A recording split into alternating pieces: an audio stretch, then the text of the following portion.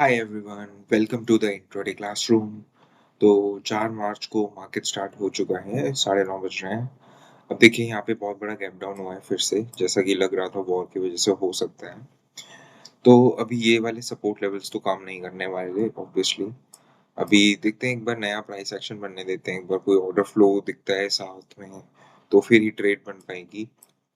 फिलहाल let's see किस तरह से मार्केट मूव करता है। आपको खुद से नहीं सोचना है कि आज बाइंग करेंगे या सेलिंग करेंगे। जिस तरह से चार्ट बनता दिखता है, जहाँ पे लिक्विडिटी जाती है, उस तरह से आपको ट्रेड लेना होगा।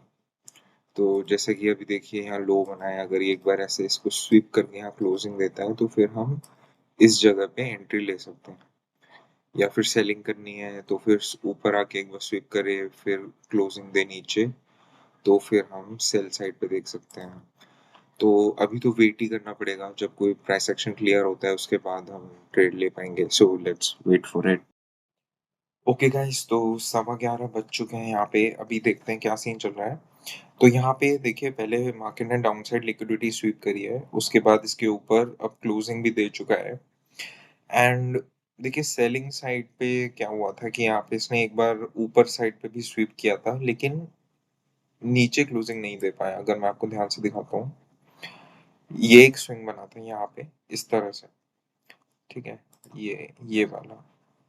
और इसमें अगर आप देखो, इसने ऊपर स्वीप किया लेकिन नीचे क्लोजिंग नहीं दी।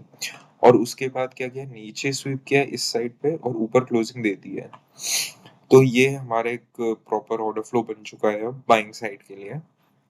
अब हमें वेट करना है, यहाँ पे मार्केट रीटेस्ट करेगा और 1 मिनट टाइम फ्रेम में अगर कोई एंट्री बनती है तो हम वहाँ पे ट्रेड लेंगे डायरेक्ट।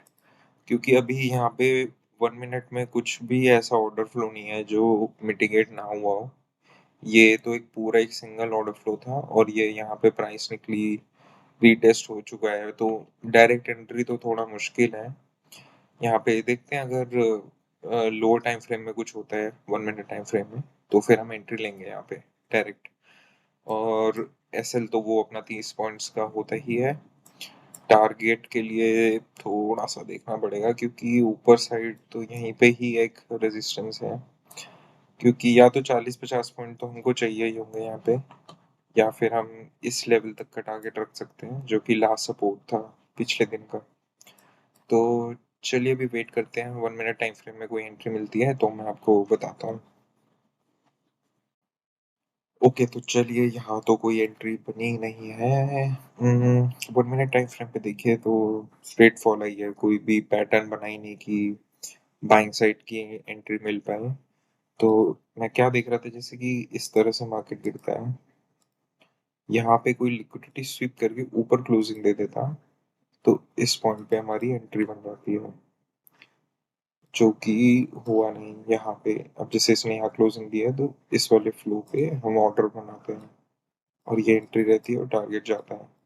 पर इस तरह से कोई एंट्री अभी बनी ही नहीं, स्ट्रेट फॉल आ गई है, तो फिर अब हमें फिर से वेट करना पड़ेगा। कोई दूसरा सेटअप बनता है अगर 5 मिनट चार्ट पे, तो फिर हम देखेंगे। चलिए वेट करते हैं। देखिए ये फायदा होता है 1 मिनट का कंफर्मेशन लेना। अगर मैं ये सोच के बैठा था कि यहाँ बाइंग करनी है, यहीं कहीं बाय कर लेता, फिर एसएल हिट कर लेता। इसलिए मैं कहता हूँ कि पेशेंस बहुत ज़रूरी है, और जब तक पूरा सेटअप ना बन जाए आप ट्रेड मत लीजिए। तो चलिए वेट करते हैं, अभी अगली ट्रेड मिलती है तो देखते हैं फिर।